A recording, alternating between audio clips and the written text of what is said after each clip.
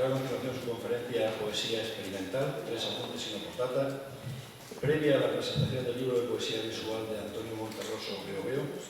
Nació en Córdoba en 1953. Catedrático de Lengua Castellana y Literatura, ha sido una de las personas más implicadas en la cultura cordobesa de las últimas décadas. Autor de ensayos y estudios sobre literatura contemporánea, entre los que podemos señalar, por ejemplo, 15 años de joven poesía en Córdoba, 1968-1982, La otra sentimentalidad de Luis García Montero, Tiempo de desaliento, Notas para una lectura, prólogo al libro de Rafael Balsera, Tiempo de desaliento, o la poesía de Pablo García Baena, 9 apuntes y una lectura. Ha publicado artículos de crítica literaria en los principales suplementos y revistas especializadas. Ha ofrecido conferencias en diversos ámbitos relacionados con la crítica y los estudios literarios y ha impartido cursos y seminarios relacionados con la lectura y la escritura. Dirigió Pliegos de Cordel, suplemento literario del Diario Córdoba, antecesor de Cuadernos del Sur, y la colección Cuadernos de Albenda.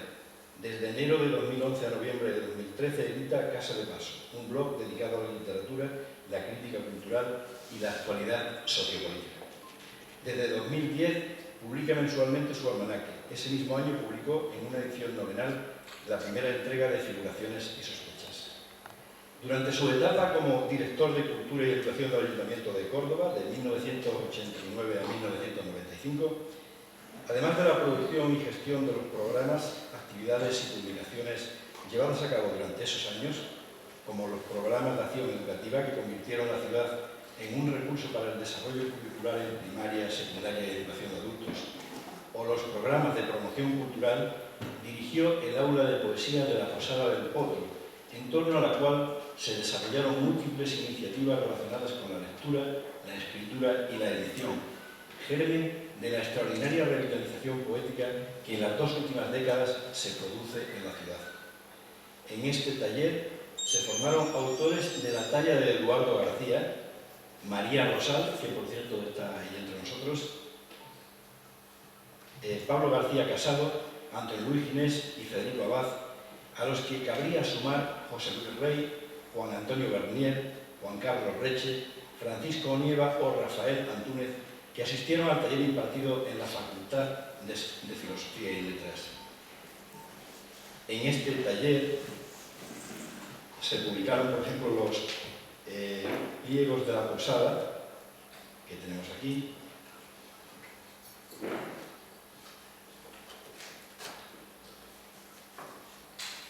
con varios ejemplares de ellos,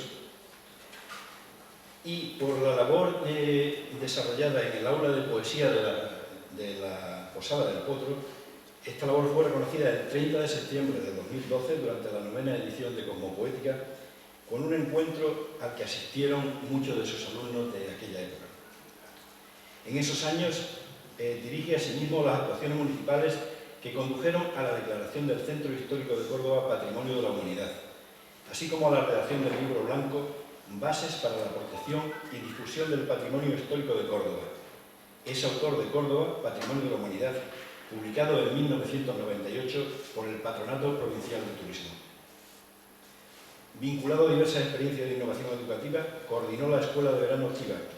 En 1990 representó al Ayuntamiento de Córdoba en la redacción y aprobación de la Carta de las Ciudades Educadoras, elaborada en el marco del primer Congreso Internacional celebrado en Barcelona. Posteriormente, participó en la creación de la Red Estatal de Ciudades Educadoras. Hasta hace poco, desempeñaba su labor docente en el IES Filiana de Córdoba, donde puso en marcha varias experiencias didácticas relacionadas con el mundo de la imagen, especialmente de la fotografía, la promoción del libro y la lectura, la creación literaria, los medios de comunicación y las TICs. La edición digital de la Crónica de Filiana consiguió ser los premios del País de los Estudiantes, el tercero y el primero de Andalucía en 2004 y 2011 respectivamente. En la década de los 70 participó en la creación de grupos de teatro independiente y universitario en Córdoba y en las 2 siguientes décadas promovió y dirigió sendas aulas de teatro en los institutos Fulgencio de Écija y el Instituto Filiana de Córdoba. Entre 1986 y 1989 fue responsable de la Secretaría de Información de la Federación de Enseñanza de Comisiones Obreras de Andalucía. Asimismo, ha sido miembro del Consejo Escolar de Andalucía, del Consejo Social de la Universidad de Córdoba y del Comité Científico del Observatorio del Libro de Andalucía. Y aunque su currículum es amplio y valioso, como acaban de ver, quiero resaltar, sobre todo, el tremendo cariño que me han transmitido siempre sus alumnos poetas hacia él. Esta tarde, además, me acabo de enterar de una cosa. Cuando era joven, jugó en el Córdoba Club de Fútbol. Creo que con eso ya completa el currículum. Sin más, dejo a Pedro Hermoso parecer.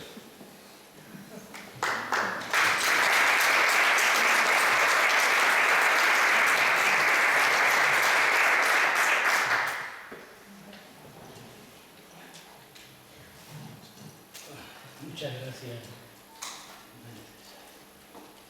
Muchas gracias por tus palabras, por esa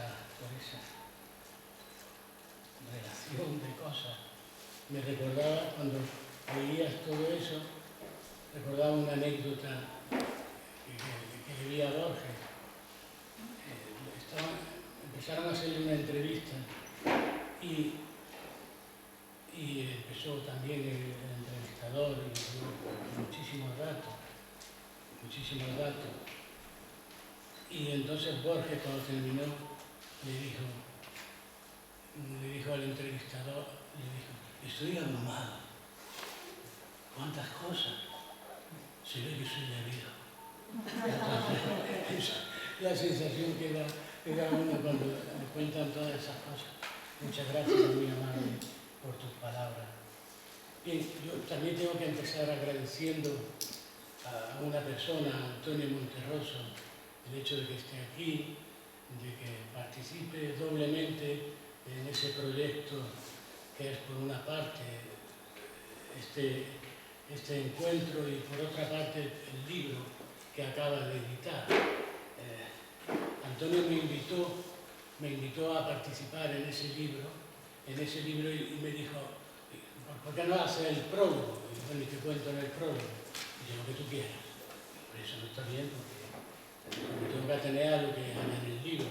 Entonces, intentando yo sacarle algo que me diera una pista para poder ver cómo le metía aquello mano, me habló de que él quería dar una vertiente didáctica, una componente didáctica importante a ese libro. Eso ya me confirmó que Antonio es una persona muy generosa, además de muy amable, y entonces por ahí empecé. Gracias, Antonio, por invitarme, y gracias a ustedes también, por supuesto, por estar ahí. Así empecé. Yo, cuando me dio el tema, Antonio, darle una vertiente didáctica, lo que me propuse es contarle a una persona joven una historia, contarle a un chico o una chica joven que está interesada por la poesía, que está interesada por la escritura, contarle una historia. Esa historia muchos de ustedes, casi todos, la conocen ustedes, pero probablemente esa persona joven no la conozca. Eso es uno de los errores que cometemos cuando cumplimos demasiados años, que nos creemos que la gente sabe cosas que nosotros sabemos y no es así. Entonces yo me puse en esa posición, adopté ese punto de vista y me planteé hacer una introducción a la poesía de Antonio Monterroso, pero no hablando de esa poesía, sino suministrando algunos de los referentes, presentando el contexto y sobre todo los antecedentes, lo que da lugar a esa poesía que editaba Antonio Monterroso. Intenté, y conste que hablo de propósito, no de resultados, trazar un panorama describiendo el proceso y apuntando las claves de una poética que en el siglo XX alentó otra poesía y fundó otra tradición, la tradición de lo nuevo, que es la que se inserta la poesía visual. Eso fue lo que me planteé. Y entonces yo no voy ahora a contarle lo que viene en el libro, entre otras cosas porque harían bien en comprarlo y leerlo, claro, pero no, es larga la introducción. Pero sí les diré cómo me planteé esa introducción y cómo entiendo yo que, puesto que estamos aquí en un encuentro y muchos de ustedes son poetas, cómo creo yo que debemos afrontar esa vertiente didáctica ante ese chico o esa chica que está interesada en de dónde viene la poesía visual.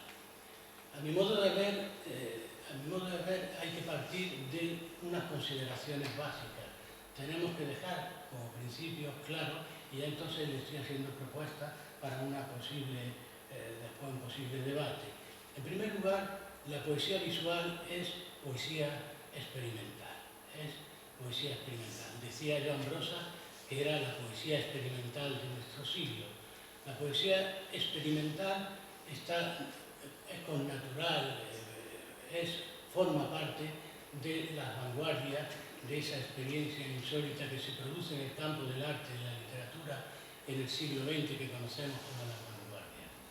Y la segunda consideración básica es que la experimentación poética, para entenderla, hay que insertarla en un proceso de una extraordinaria creatividad que arranca en el primer romanticismo, continúa con 4 nombres decisivos que todo joven debe conocer, que son Edgar Allan Poe, Baudelaire, Rimbaud y Mallarmé, y después establece una relación, un diálogo con otras artes, especialmente con la música y el arte y la pintura, para estallar en eso que conocemos con el nombre de vanguardia, en singular, o vanguardias del siglo XX. Esas son, a mi modo de ver, un poco las referencias que deberíamos establecer. Esas referencias supone plantearse ya desde el principio una cuestión que yo quisiera someter al debate, a un posible debate posterior, que planteo ya desde el principio. Fíjense, supongo que seguro que todos ustedes lo recuerdan, hace poco se han cumplido 100 años de un libro decisivo, de un libro fundamental, un hito en la poesía en todos los sentidos, pero especialmente en la poesía experimental. Me refiero a la última obra de Stéphane Mallarmé, Un golpe de dados jamás abolirá el azar. Ese libro que se publica una primera edición en 1897 y después, justo en junio de 1914, se publica la edición definitiva tal como la concibió Mallarmé.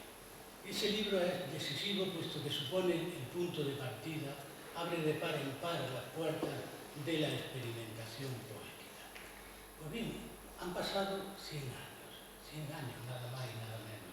Se ha cumplido un siglo. Ahora practicamos eso de las efemérides, quizá porque como no tenemos sentido del futuro, miramos siempre al pasado. Pero es otra historia. Se han cumplido 100 años y en esos 100 años supone presentar toda una historia, todo un devenir que ha pasado por sucesos, por situaciones muy diversas. ¿Cómo se plantea? ¿Cómo plantearle a un chico o una chica joven toda esa perspectiva, todos esos 100 años?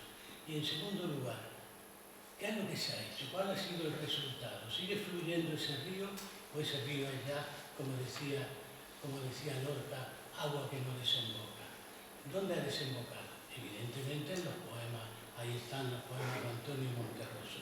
Pero a mi modo de ver, la situación es mucho más compleja. Le tenemos que decir a ese joven, a esa persona joven, que estamos hablando, según doctas personas, según filósofos, estudiosos de estética, etc., estamos hablando de un fracaso. Hay que decírselo, ya estoy provocando. Estamos hablando de un fracaso. ¿De un fracaso por qué? Porque ¿quién apuesta hoy por la vanguardia? Todos los que están aquí, es evidente que apostamos por la vanguardia. Pero ¿qué significa apostar por la vanguardia? ¿Qué significa apostar por la poesía experimental? Eso es lo que yo me planteaba cuando tracé esta historia, cuando contaba esta historia a los alumnos. Perdón, he dicho alumnos por aquello de todavía no hace mucho tiempo que he dejado las aulas. Cuando me dirigía a esos puestos, a esa persona joven que yo me figuraba, que lea, que trabaje a esos 4 poetas decisivos, que se enfrente a libros como el de Alan Poe, la filosofía de la composición, donde está toda la teoría, que después todos los poetas, incluidos los poetas experimentales y los poetas visuales, se han acogido a ella. La idea, la concesión, algunos dirían la superstición de que el poema es una entidad autónoma, autorreferencial, que funciona por sí misma. Eso está en Poe. Que lean, por supuesto, a Baudelaire, el padre de la poesía moderna, porque en él están, si no todos, casi todos los temas y motivos que después discurrirán por la poesía de la modernidad. Y sobre todo será el gran inventor de la modernidad estética, que tiene su figura máxima en Arthur Rimbaud, ese jovencito que con apenas una edad, cuando muchos empiezan a escribir, él lo mandó todo a paseo, se largó y se mofó de la poesía, queriendo ser absolutamente moderno. Todo eso alguien puede decir, ¿y eso qué interés tiene? Lo deben conocerlo, aunque sea para repudiarlo, para rechazarlo, para ser unos verdaderos vanguardistas. Y deben conocer, claro, por supuesto, lo que supusieron las vanguardias en el primer tercio del siglo XX. Yo no voy a repetir aquí la retahíla de las vanguardias, los distintos ismos, los distintos movimientos. Me interesa una cosa especialmente, dos cosas, les propondría como elementos para debatir. Una, que esas vanguardias fueron eminentemente teóricas. En esa vanguardia, en ese momento de la vanguardia, los frutos como tales son contados, pero hubo una labor teórica, una labor de reflexión sobre el arte y la literatura extraordinaria. Como saben todos ustedes, se querían cargar todo lo que significaba pasado, todo lo que significaba tradición. Pero detengámonos en un hecho que frecuentemente nos olvidamos. Esa vanguardia en apenas 20-25 años casi desaparece. Cuando llega la gran crisis de los años 30, ahora estamos pasando una gran crisis, no solamente en España, en Europa, en el mundo, cuando llega esa crisis parece como si toda la energía vanguardista desapareciera. La muerte prematura de Apollinaire, los poetas, los pintores se pasan del cubismo a la abstracción, así que desaparezca el cubismo. Los futuristas italianos se adhieren lamentablemente a Mussolini y al fascismo. Los futuristas rusos apoyan la revolución, al principio se lo consienten y después serán poco a poco barridos, borrados de las propias enciclopedias rusas. Todo empieza a dejar de funcionar en la vanguardia. Los más coherentes, probablemente los más congruentes, los dadaístas, cierran el kiosco, cierran el cabaret, se marchan uno a la fila del surrealismo, otros se van a su casa o campan por libre, y después los surrealistas son los que resisten, pero a cambio de purgas internas. En el momento que el surrealismo deja de ser una revolución y quiere convertirse en la revolución, empiezan los problemas. Una profunda crisis de la creatividad. Eso hay que decírselo al chico y a la chica joven a los que nos estamos dirigiendo. ¿Qué significa eso? Que teníamos que tirar, como se dice, la cuchara, tenemos que tirar la toalla. En modo alguno, cuando parecía que esa fuerza, esa energía de rebeldía, de heterodoxia, de iconoclastia, había desaparecido, después de la Segunda Guerra Mundial, como saben todos ustedes, se renueva, empieza a actuar de nuevo. Es lo que se conoce con un nombre muy controvertido, que es la neovanguardia. Y ahí, justo ahí, por lo menos a mi modo de ver, tenemos que localizar el experimentalismo. Esa línea nueva, esa corriente o corrientes, porque laten en ellas muchas corrientes, que surgen en ese momento, en los años 50 y 60, con distintas propuestas, desde la poesía concreta a el poema acción, el performance, etc. Y, por supuesto, la poesía visiva, se llama en principio, o poesía visual. Se produce una reactivación. ¿A qué obedece esa reactivación? ¿Por qué de pronto, de nuevo, se cargan esas baterías, se cargan esa energía y de nuevo el artista, el poeta, empieza a buscar, a experimentar?